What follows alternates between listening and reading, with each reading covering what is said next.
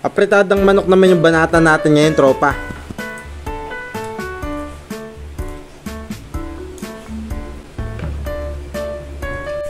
Kaya namalingkay na tayo dito ng mga pangregado. Siyempre ang una, ihugasan muna natin tong mga manok.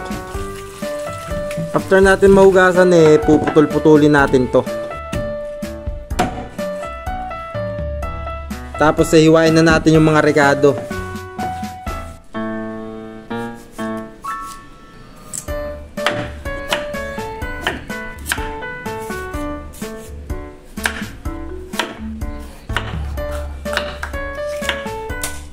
Inuna ko nga palang i-pre-cook yung ating patatas tsaka yung carrots. Then isusunod ko dito yung bell pepper natin.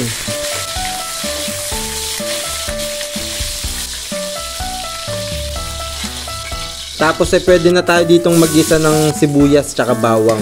Pagkatapos isasabay na natin yung mga karne ng manok natin, tropa.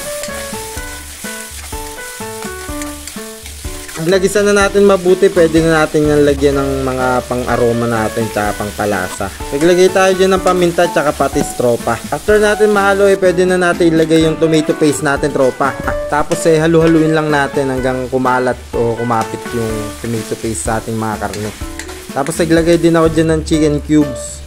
Tapos isunod na rin natin yung tubig, tropa. Takpan at hintayin na lang natin kumulo muna. Tapos pag kumulo pwede na nating ilagay yung carrots natin tsaka yung patatas. Then isunod na natin din yung tomato sauce. Then halo-halo lang yan, tropa. Tapos pakuluin din natin ulit hanggang lumambot yung patatas, yung carrots natin. Tapos sinunod ko na nga pala dyan yung bell pepper tsaka yung green peas. Then goods na yan, halo-haluin na lang natin, tropa.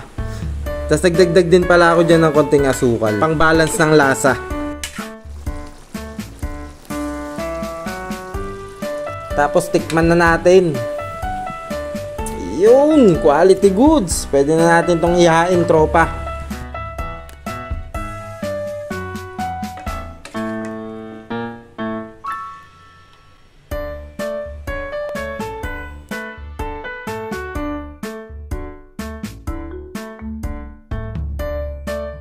Dito na naman tayo dadako sa my favorite part. Alright! Siyempre, bago ang lahat magpe-pray muna tayo. Thank you Lord for the foods. Amen. Sa totoo lang kanina pa ako natatakam dyan, tropa, na ipares sa ating kanin. Napakasarap talaga sa kanin ng apritada. Kaya ito, babanatan na natin. Yun, first bite. Thank God agad. Quality goods, tropa. Mapapasunod-sunod din talaga yung kain mo dito. Sobrang dali pa iluto, kaya i-try mo na. Pa-follow na lang din ako ng page, tropa, at pa-share. O siya, salamat sa panonood. Paalam, bye-bye.